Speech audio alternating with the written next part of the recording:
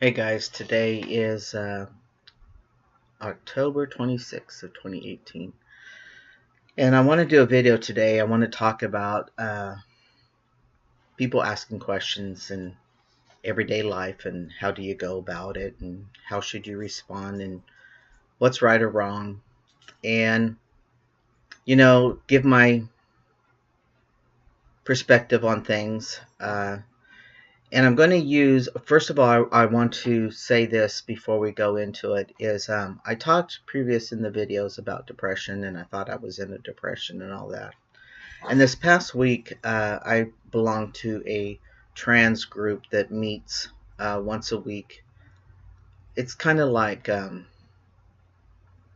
it's a therapy group. So anyway, this past session, the counselor asked what we thought depression was. Everybody in my group, except two of us, have been diagnosed with depression. So for a few of them, they said isolation. They said unworthiness. One said like being in a hole and you can't get out. It's all darkness all around you. And I got to listening to them, and I thought, man, when I thought I was in a depression, I don't relate to any of that. And I think the diagnosis for me was the PTSD is correct, because although I was like fatigued and medically fatigued, emotionally fatigued, and went through like I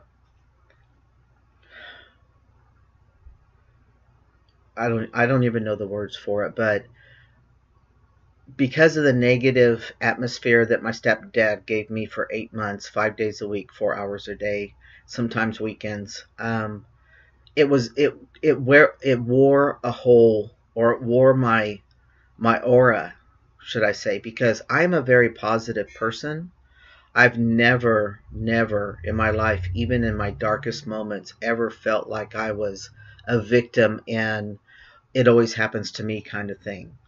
So I always looked at, okay, I'm here because of the choices I made, and Lord, give me strength to get through this. And it always happened. I got through it.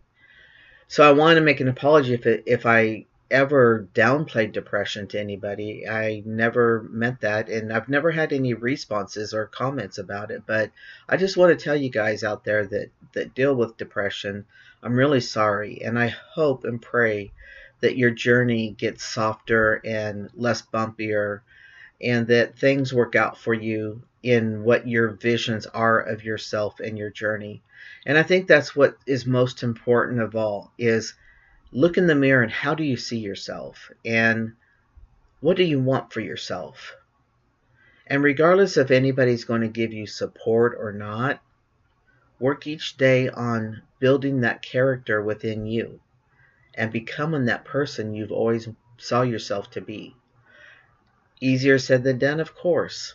I'm, like I said, I come from a very positive person.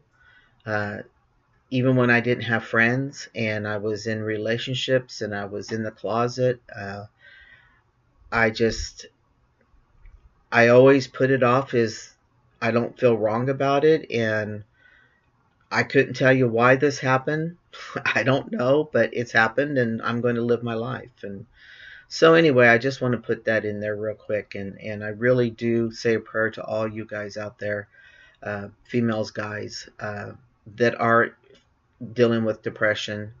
I pray that somewhere, somehow, the light greets you and fills you and gives you an open vision to a more positive life for yourself.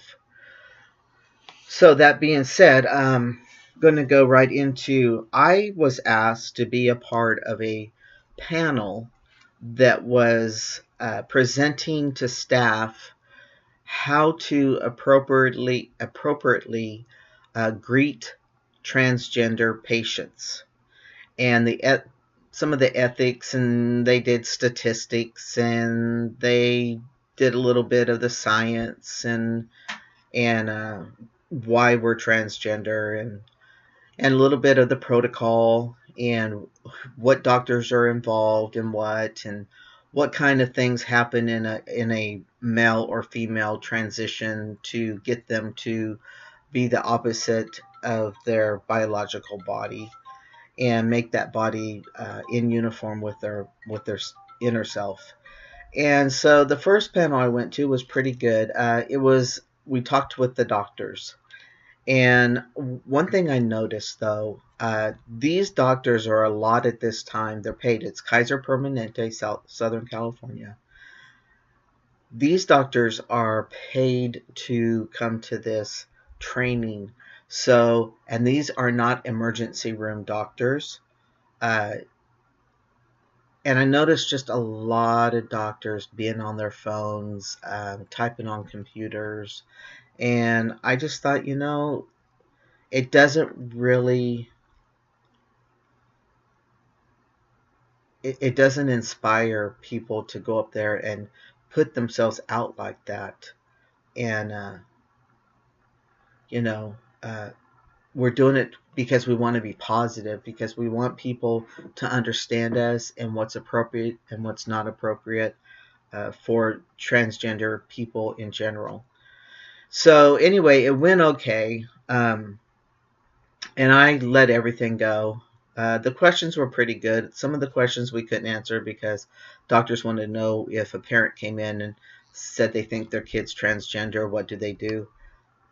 We're not equipped to answer that question. So there were some questions we just couldn't answer. We could probably think what we would do, but not really on a professional level like that. So this past Wednesday, I was asked to come back, and they were, instead of being on site, they went off site at the Marriott Hotel. And when it was going to be an all day thing, so they were doing support staff this time, half of the support staff and then the other half. And there's about 200 people or so. And so it was just me and another person. One of the guys had the flu. Uh, I don't know really how many they asked, but that being said, the doctor gave his spiel, the head of this little teaching, this training session, and he does do hormones for a lot of the trans people in our community here in the city. And I noticed the first session, they had quite good questions. They were involved. The person I was doing it with was a trans woman, and she actually works for Kaiser. And she was sharing her experiences with transitioning on the job and how she had some issues, and that sometimes she still feels a little like, looked down upon when she walks into a room. She did identify, she didn't say their names, but she goes, I can give you 3 people that I know for sure have done this to me throughout the years. And so one guy was nice. He goes, I talk to you, we meet twice a month, and I just want to say, am I one of those people? And she said no. And he goes, well, if I was, I wanted to apologize to you. And I thought that was big of him. So everything went well. We answered questions and stuff. And then we took a break, had our lunch, and they brought in the second group. Now, the first group, they gave breakfast. The second group, they gave lunch. And I felt a shift in the personality of the crowd overall. And so we were going to go first this time. We went last time. And we got up there. And the kind of jokes we made, identifying ourselves and trying to break the ice and stuff, did not go over at all with these people. They just were quiet. And I thought, oh, Lord. And I started looking around the crowd when my partner was talking. And I started noticing people on their phones. I did not notice that at the first group at all. But I saw people on their phones, you know, and just not, and whispering to one another, just not engaged at all. And I thought, wow. And it made me say in one of my responses, you know, it doesn't matter how you feel or your religious beliefs. You know, this is what we are. And I don't remember where I went from there, but I just kind of got upset and felt like I needed to stand up for us, because I felt like we were kind of like being ignored, I guess. Excuse my little boy, he's a baby. You'll hear him in a minute. And, you know, that really bothered me. But what bothered me the most was just before we ended the session, a lady asked my partner, has she had bottom surgery? I thought that was so, and I just went like this. Like someone had to ask that question. She fumbled for words. Now, she's a kind of person, I've known her since I've been transitioning. She's the kind of person that would have put that person in her place, but because it was with all these people and they were all looking at us and it was really quiet, she felt a need to answer it. And so I'm going to be writing the doctor and the committee about ethics and about questions not being, you know. And again, I told them I was fully transitioned, and I didn't have a problem saying I had phalloplasty because I was doing it for me, and it was educational. And I did say in the first session, I didn't say this in the second session, but in the first session, I gave them opportunity to ask me any questions if they felt needed, you know. Curiosity, yeah, I understand that, but when you're in a profession, you should know that that is not ethically right. Even if you're a human being, really, I know that it's curious and I know this is new to people, but sometimes they're just curious. Other times, if it's educational, depending on your conversation and everything, give them a lesson if you feel comfortable. If you don't feel comfortable, don't tell them. That is your prerogative. This is your choice. This is your body. And I want you guys to stand up for yourself. And you don't have to be mean about it. Watch how you react to people when they're asking you questions that may trigger you to get upset. Just take a deep breath. Be the bigger person. Be the mature person. And just say, you know, I'm sorry, but I'm not going to answer that question. It's just not appropriate for me. And they'll probably get embarrassed. Oh, okay. I mean, what can they do? Really? What's the worst case scenario? And if the worst case scenario is they get all pissed and say, well, damn it, and start cussing at you or something, say to yourself, okay, I'm out of here. Or I'm not going to be a friend with this person. Or I'm going to, if it's a family member, say, you know what, we just don't need to hang around. And walk away. I know it's easier said than done. Now they got to play. Earlier I did the video. He did nothing but whine. That's him. Rex. Rex. That's enough. Hopefully I'm almost at the end here. He'll be quiet. But anyway, remember, guys, just take a step back. But through life, we're going to have times where we have the opportunity to educate people. As for me, I'm paying it forward when I do this panel. I don't have a problem speaking in front of people about my life because, you know what? I've gone through a hard life. I've had to, you know, you guys have been on the same kind of journey. I've had to go through some obstacles. I've had to go through some heartaches. I mean, Lord knows I had to feel like I was the lowest person on the earth, that I was scum because I wasn't like everybody else. And because of my religious upbringing, you know, I was a sinner and going to go to hell because God don't make mistakes. And you know what? Really, that's true. God don't make mistakes. Think about it. But I'm here to just encourage you, please. Choose your words wisely. Don't let things like this get in the way to put a damper on your day, your week.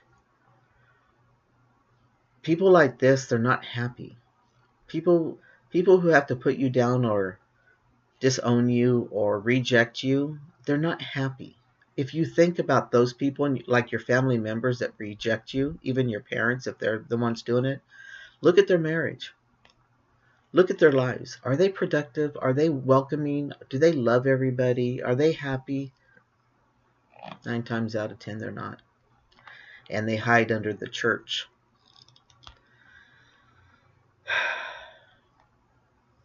Just be careful. Live in the now as much as you can. For those who deal with depression, don't let it add to it. And if that's the cause of it, you've got to let things go. Things you can't control, you've got to let go. Look in the mirror and make a plan for yourself. Make a plan where you want to be each week or each day and work towards that goal. And if you don't make it that day, put it off to the next day. Make it for the next day. But continually make that plan where you want to be until you get there, and then you make another one. I felt this needed to be said and shared.